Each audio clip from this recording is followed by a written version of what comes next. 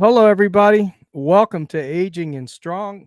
Please excuse the intro as we are still working on the intro. While we'll have a specific intro for Aging and Strong. So we're still working those kinks out and it should be ready by possibly next week. If you're coming in to the show now and to the chat, please hit that like button. If you're new, please hit the bell down there at the bottom. Share with everyone, all your friends, your families, your neighbors, you name it. Share with everyone.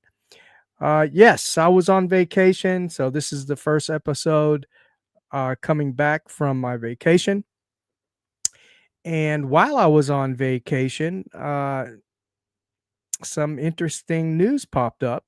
The New York Times has put an article in their newspaper and strength training goes mainstream, specifically starting strength. And the article is specifically talking about Dr. Jonathan Sullivan, whom I've mentioned on this program many times before, along with Andy Baker, where they both co authored the book Barbell Prescription, which was also mentioned in the New York Times article. That's good. That's exactly what we need. We need those seeds planted out there, you know, to the 50 plus population, because that's basically what they were talking about was the older folks, right? 50 plus and older. In fact, I encourage you to go read the article, New York Times article, one of the most recent articles. This one came out last week. And there's a gentleman in there, 98 years old, strength training. In fact, he had a gallbladder removed. He mentions this in the article. I won't give you too much of the information in the article. I don't want to spoil it for you. But he mentions that if it wasn't for strength training and him being strong at his age, the doctor probably wouldn't have recommended this operation to remove the gallbladder. And he was able to do that, and the gallbladder's removed. He's still working out. 98 years old, folks. 98. There was also some females in there up in their 70s, and another female was 84 in there. She goes on to explain about her journey through strength training and how it's helped her in her life. And so it's a great article, guys. Go check it out. New York Times. I'll tell you the exact title of it is. Let me get it here for you. So when you go look for it, you'll be able to find it. All right. So it's the New York Times, and it's called Pumping Iron. Pumping iron is their secret to aging well. Pumping iron is their secret to aging well. And basically, they're talking about Dr. Jonathan Sullivan's gym up in Farmington Hills, Michigan. And he basically teaches barbell lifting for older people. And it mentions here some are well into their 80s and 90s. So go check that article out. It's a really good article. I read it. It's basically what I've been talking about here, aging and strong, getting strong and aging well. And so it's just good to hear that mainstream is finally picking this stuff up. Maybe more people will start to think about, pumping iron, lifting weights, moving, being active, doing some type of sport activities.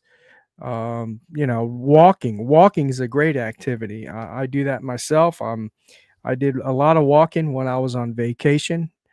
I I walked every day, about a mile and a half, 2 miles every day. That's all. Didn't do any working out, no kind of strength training while I was on vacation. I was mainly doing, um, just, visiting and family and friends and things like that. But here's something I wanna give you all a tip. If y'all are involved in a program right now, no matter what, type of program it is, it doesn't have to be the one that I've specifically been talking about, starting strength or anything like that, but any kind of program, and you're moving along in that program, and you're progressing, you're and all that good stuff, and you go on a vacation for, say, a week, maybe 2 weeks, maybe 3 weeks. Now, when you get back, please break into the program that you were doing slowly. All right, you've got muscle memory, right?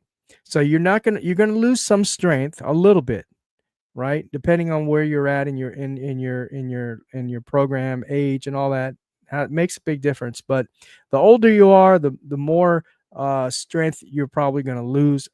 And if you're actually going to be out on vacation for 2 to 3 weeks, what I would recommend, and this goes for everybody, anywhere from a week to 2 weeks, when you get back, lower whatever weight you are on by 10 pounds. Okay, lower your weight by 10 pounds. If you're not sure and you feel you need to lower it a little more, do that. Okay. Because it's going to be a lot easier for you to reach the point that you left off. Okay. It's going to be a lot easier for you to reach that point where you left off. All right. So, for example, let's say you were doing a bench press of 100 pounds. Okay. When you come back, lower that to 90, 85 pounds, right? If you want to lower, your reps, do less reps, that's fine too. But if you want to keep the reps, where you were at, whether it was, 3, 5, 8, whatever it was, keep that. But lower that weight by 10, 15 pounds. And then every workout, you know, depending on how you feel and how your body reacts to after that first initial workout after coming back, go ahead and add 2.5 pounds, 5 pounds, right? Next workout, add you another 2.5, 5 pounds. After about 3 weeks, you'll be right back to where you were at. Okay. That's that muscle memory kicking in. And, losing 5 or 10 pounds on the bench or the squat or the deadlift or lat pull downs or whatever you're doing, right? It's not going to be hard to get back to where you left off. So that just a little tips, that's what I did when I came back. I came back and like I said, I hadn't lifted a weight at all for 10 days, 10 to 12 days. I think it was 12. Actually, it was 13 days or so. And I just for me, I lowered the weight, another 10 pounds. And that's on all exercises that I perform. And I did my normal rep range, which is usually anywhere between 3 to 5 reps. I don't go any higher than that, except on if I do curls or some type of tricep extension, I might do 8 reps. Okay, small muscle group, one isolated muscle group, I'll do 8 reps. Um, but yeah, that's what I did, and in another week or two, I'll be back to where I left off. So, no big deal. You want to go out and enjoy your vacation, go ahead and do it. I mean, we don't live to train. At least I don't. I train to live. So yeah, you'll get there. You'll get back there, and you got if you're older like me, in your 60s or 70s, that's half the battle is getting back to it and actually doing something, about your health, nutrition and your physical and your mind too. Okay. You want to do, crossword puzzles are good. Reading is good material. Good reading material, not junk. Something where you have to actually think through and use your critical thinking skills and things like that. That's best for your mind. And the working out, and exercises, and the clarity of going for a walk too helps you at ease your mind, and get your thoughts and together, and come up with good new ideas sometimes. So, in fact, I worked out today. I didn't go for a walk today, but I did work out today. And so, but prior to me working out, I went for a walk yesterday, and I just kind of thinking what I should talk about for the show today. So that's how I clear my mind and get my thoughts in order.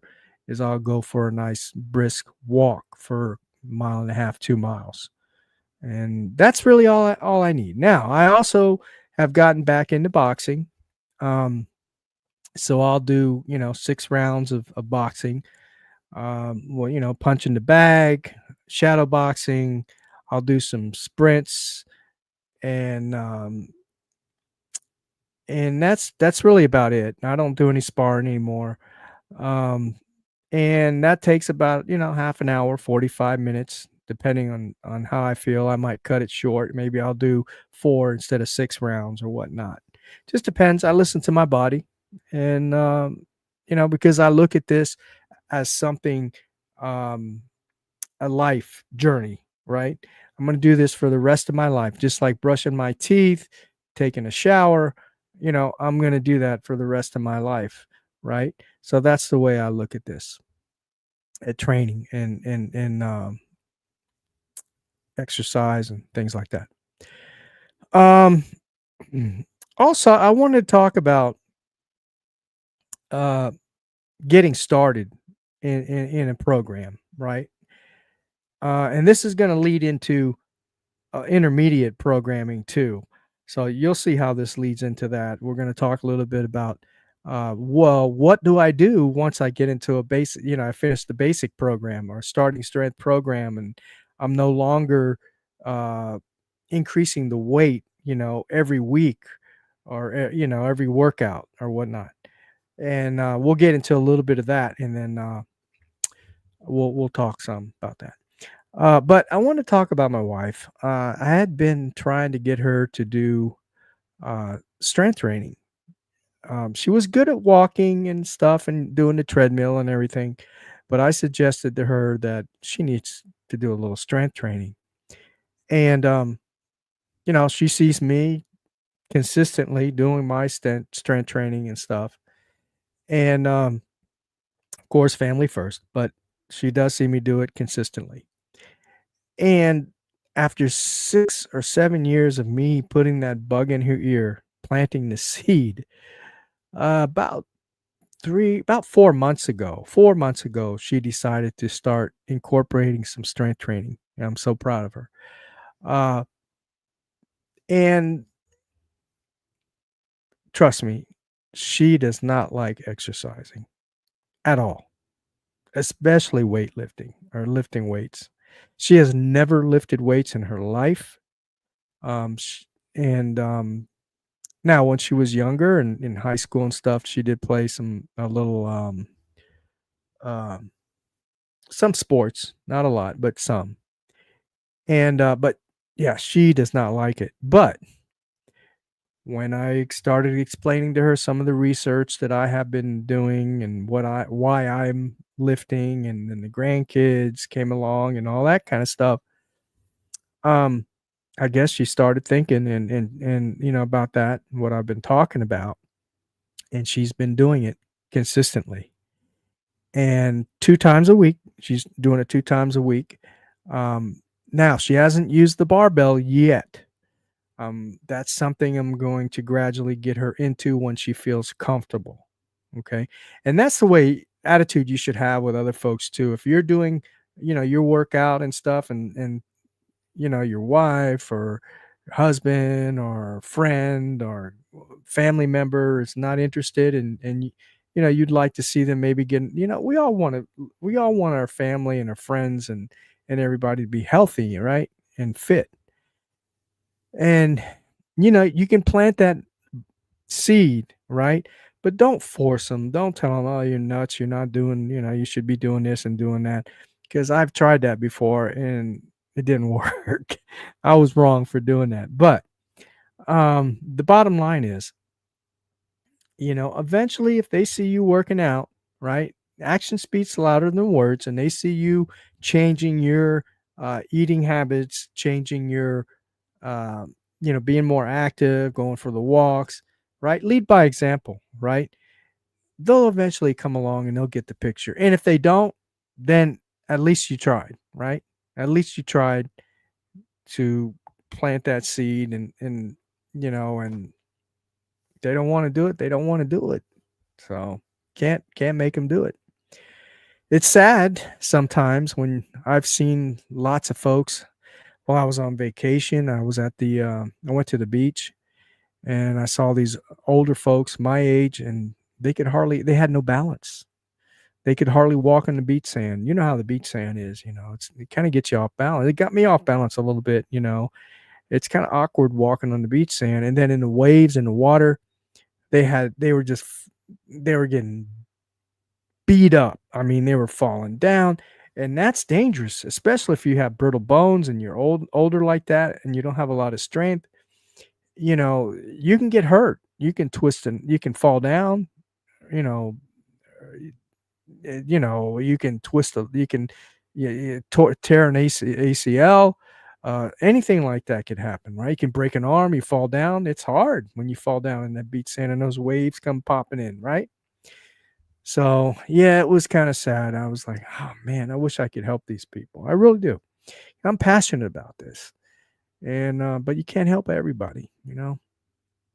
Um, anyway, so I'm proud of her. She's doing it 2 times a week.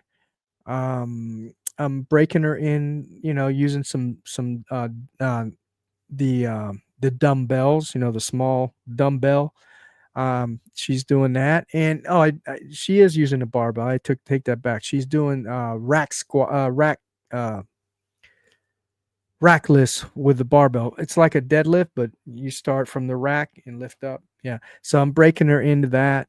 And eventually, at her time and, her pace, I'll get her to do a deadlift. And eventually what I'd like to get her to do a barbell squat. Right now, she started off with body weight squats. She could not even go parallel, right? She would go down maybe 4 or 5 inches, right? 4 or 5 inches. Now she's doing parallel. After 3 or 4 months, she's doing a parallel squat with about 5 pounds, right? Which is That's great. I mean, eventually we'll go to 10 pounds, then 15 pounds, then 20 pounds, and then 30 pounds and 40 pounds and 45 pounds. Once she reaches 45 pounds, then we'll put the bar on her back and we do a low bar squat on her back and start off with, the bar, 45 pounds, Olympic type bars, 45 pounds. We'll start off doing that at her pace. It may be another 3 or 4 months or 5 months, but she's getting stronger. Relative, she's stronger than what she was. So that's a good thing. And that goes for anybody. Start where you're at. If you can only do body weight squats, do body weight squats. If you can only do wall push-ups, do wall push-ups, right? If you can only do a 2 pound those little 2 pound dumbbells and you want to do some presses and 2 pounds, so that start somewhere. And strength is all relative to you personally, right? I may be able to deadlift. Well, let's say I deadlift 315, right? You may only be able to do 150, but to you, that might be strong, right? You're a lot stronger than what you were, right? Then maybe in another 6 months, maybe a year from now, you're doing 200. Slowly but surely you'll get there. All right. Not everybody works at the same um, speed and pace. So the real problem lies in just getting folks off the couch, right? Getting people to do something, getting them to, and nobody can motivate you. You have to be wanting to do it yourself. You can only motivate yourself. No one can do it for you. If, I don't care what they say or do, they cannot motivate you. Okay? You have to want to do it. So, self-discipline. Now, let's talk about the basic program.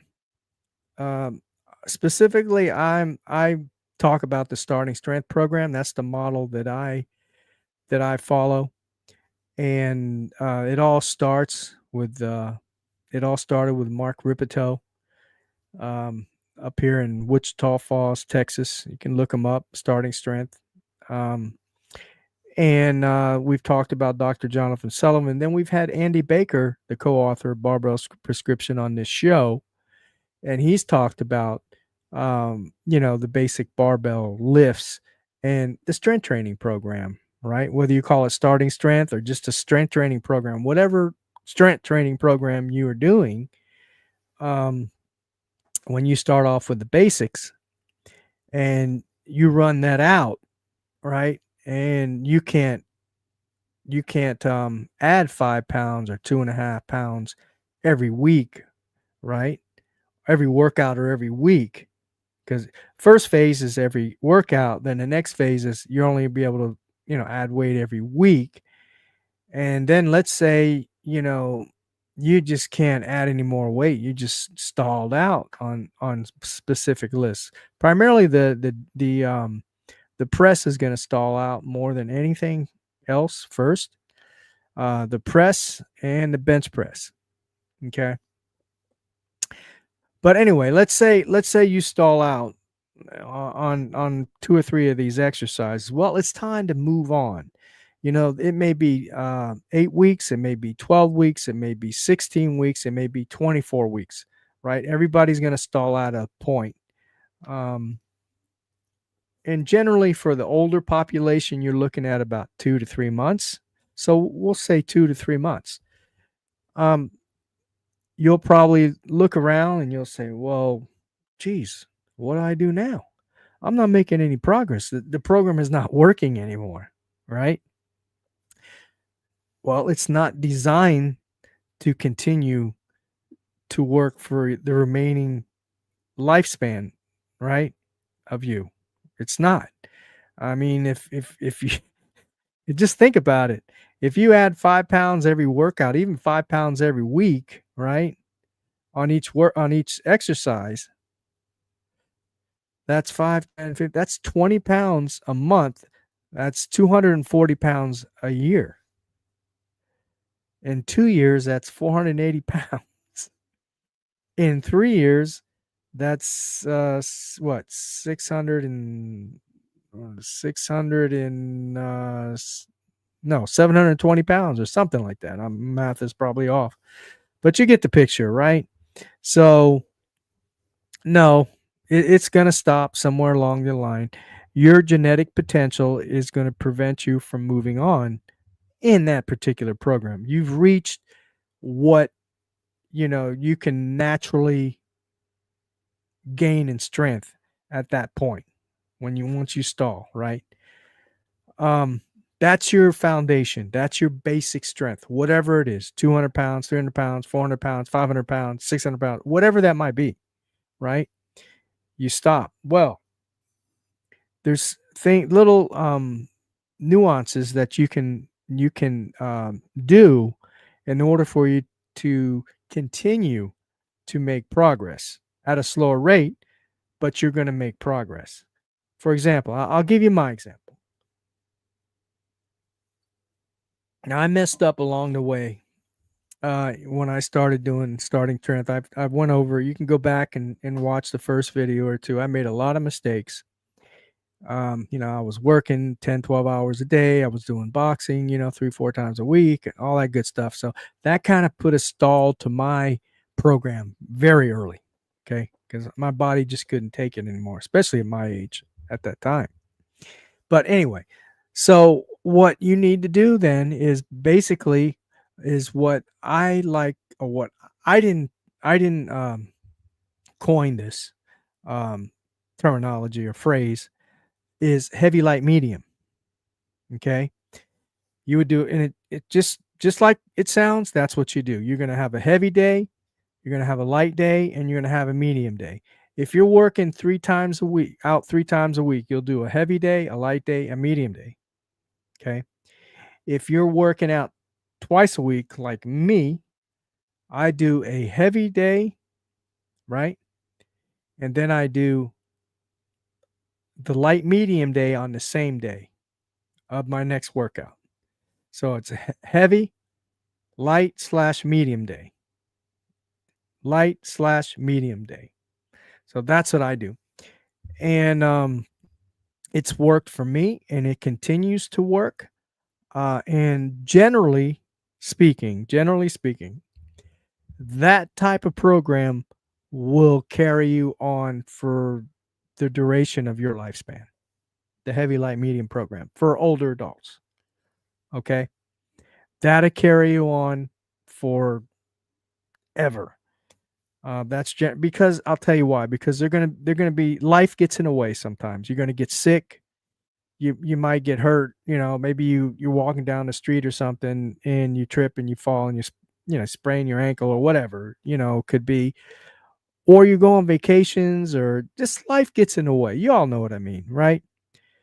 So you're gonna have periods where you may be, excuse me, you may be not working out for a week or 2 weeks or 3 weeks or maybe longer, right? Then you're going to have to go back, like we were just talking earlier, lower the weight, start back up, and work your way back up to where you left off. Okay. That might happen. That's happened to me several times in the last 2 or 3 years, if not longer. Okay. So you get sick or whatever. Um, but don't get discouraged. Just keep on trucking, slowly but surely. And you're gonna get there. You're gonna, whatever your goals are, you're gonna get there. You're gonna reach them. Um, I have my own goals, and you're gonna have your goals. Your goal may be just to get generally strong, and you're happy with with a 200-pound deadlift or something, right? That you may be happy with that. All right. I would if you can add more weight and you can continue, I would go ahead and continue to add the weight. And the reason why I say that is because as you age, you're going to lose some muscle mass, you're going to lose a little strength. That's just the way it is. It's the inevitable. So you want to take advantage of your gains as much as possible, especially as an older adult, right? You want to take advantage of those gains as much as possible and get up as much weight as you can, because you are going to lose some. Okay. Even the greatest power lifters of all time, they're not lifting the same amount of weight that they used to. Okay. Number one, they probably would burn out, or they would get hurt. Okay. But the real reason is because they've gotten older. When they get in their late 50s and 60s, they just can't do it anymore. They can't lift those poundages anymore, right? You're losing that muscle mass. You're losing some strength.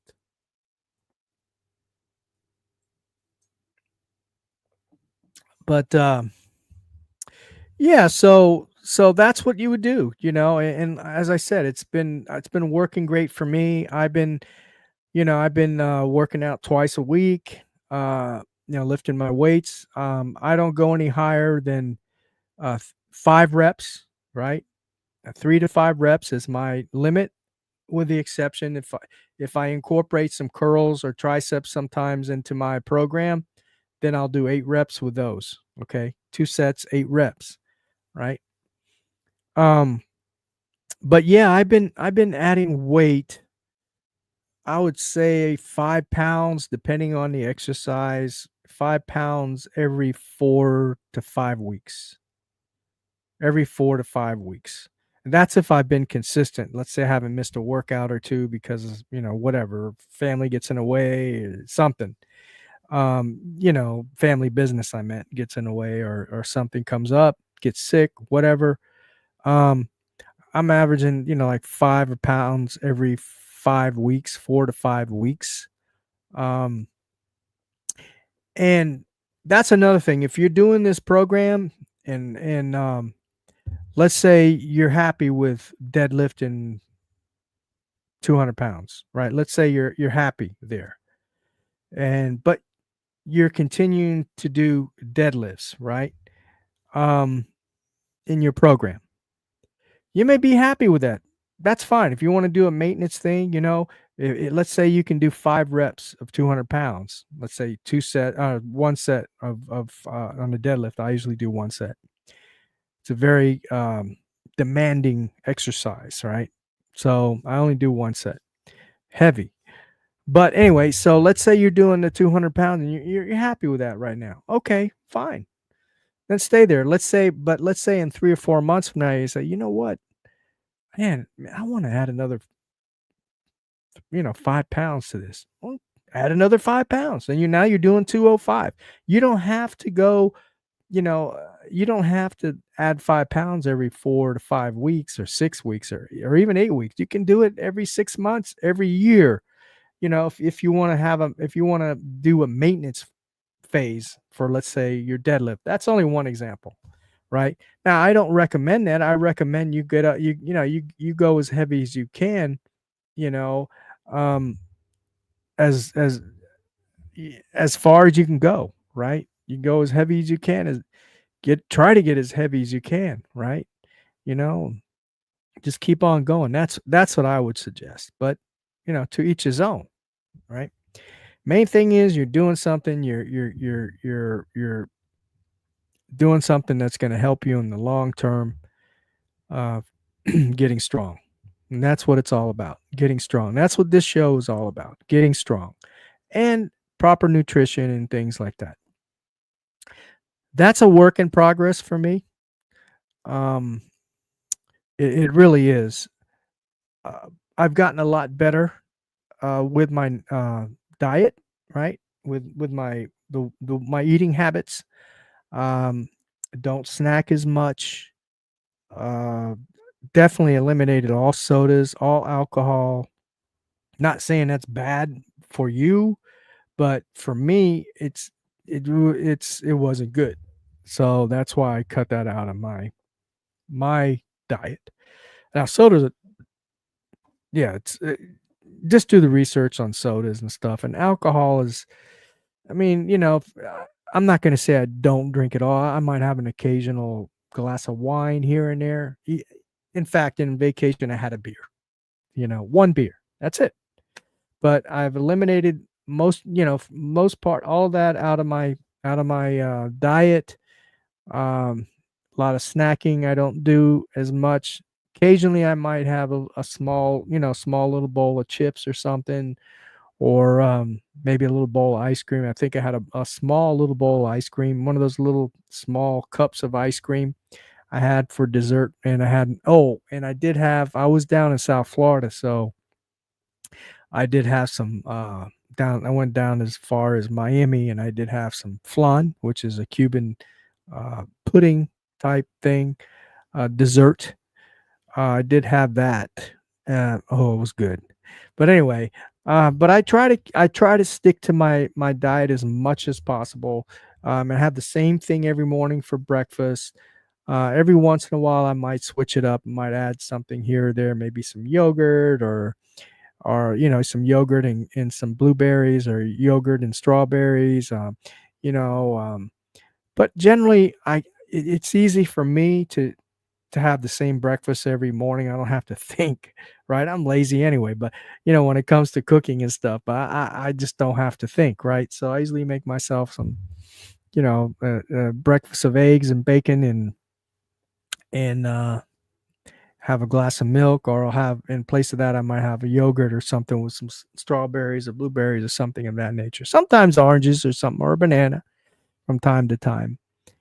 But I generally try to keep my protein intake up. I try to center everything around I try to keep proteins as the center, right, as my staple, whether it's chicken, beef. I don't eat any seafood, which I know I'm bad. I don't eat any seafood. But love fishing though. But I don't eat any seafood. But I do eat other stuff, lamb, and have a lot of eggs, as I mentioned. Yogurt, cottage cheese. I like cottage cheese. I do drink milk, like a glass a day of milk, generally every day. Um, whole milk, that is, right? And I've even tried the carnivore diet. Can't pronounce that too well. I've tried that. I've tried doing that for a week or two, and I could have maintained it if I wanted to. If I really put my self discipline in gear, I could have done it, longer, but I didn't want to.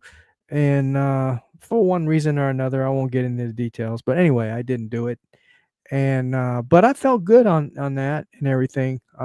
So I don't freak out if I don't have my veggies. I really don't, you know. Although I do eat vegetables, not saying it's if you can tolerate vegetables, fine. Eat your vegetables, but I don't stress over if I don't have any vegetables. Um, but I do eat a little rice too, and like baked potato, or sometimes a mashed potatoes or something like that. I might have occasionally. But yeah, I don't stress over the vegetables as much anymore. I like vegetables. I like a nice, colorful salad. I really do. Uh, but anyway, guys, I this is really what I wanted to talk about tonight.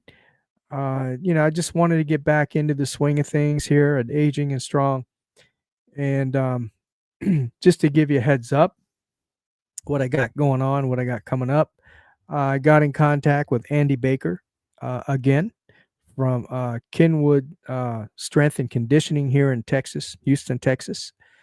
Kenwood Strength and Conditioning, and you can go online and look him up. And he also has the Barbell Club, where you can become a member. It's cheap, and he will check your form out. I think it's through Zoom, or he has some stream that he uses, and you can ask him questions, and he'll answer your questions and stuff like that. But I'm going to have him back on, and he'll go back over this intermediate programming and everything, and we'll talk about the New York Times article. I congratulated him already on that, but I invited him again. He has accepted. He wasn't able to do it this week today, but I think we'll be able to get him on again next week. So look forward to that next week, having Andy Baker on. We got a good response when he was on here. Um, a lot of people enjoyed it, got a lot of comments. He's very knowledgeable. He's been in the strength and conditioning business for over 20 years. He used to do bodybuilding. He was a power lifter. So he's got the experience and the know-how and everything, both coaching and actually doing doing it, actually performing the he's practicing what he preaches, let's put it that way. So I'd like to get him on. Well, he will be on next week. Then I've got a heart doctor that I'm not going to mention the name right now, is in the works. He's going to come on and talk about cholesterol and all that kind of stuff, and any, how to prevent heart uh, disease and things of that nature, maybe your diet and stuff, and some of these medications that doctors have been prescribing. He's performed over 5,000 operations, heart operations. So he's a renowned heart surgeon. So I'm going to have him on. I'm very excited about that. And you should be too, because you're going to learn a lot from him. But yeah, and he's got a couple books out. So, or he's got one book out that I know of, and he's in the midst of writing another book. And that's the reason why he hasn't been able to come on. He said once he's about finished with the other book, we'll have him on the show, and we'll even probably promote both the books that at that time that he'll have out there in. And you could probably buy at Amazon or any of those uh, whatever you call it, book publication sale or whatever you call it. But anyway, so I like him on, and I'm gonna have. I'm trying to get on WBA. He's a former middleweight boxing champion of the world. Okay, we're gonna have him on. He works with folks, with masters boxers, in their 60s and 70s, and I believe he's been helping older folks out with boxing and how it has helped folks with Parkinson's disease and things like that. So we'll have him on the show. He's also a bare knuckle champion right now. He's a bare knuckles champion. So he went from boxing world champion to bare knuckle champion of the world right now. So we'll have him on, and I have plans to have another gentleman on who primarily he's been in the biz for 50 years. He's a martial artist. He knows like 9 different martial arts, and proficient at all of them. And he's also boxed, um, and he's just very knowledgeable in self defense as well, real self defense.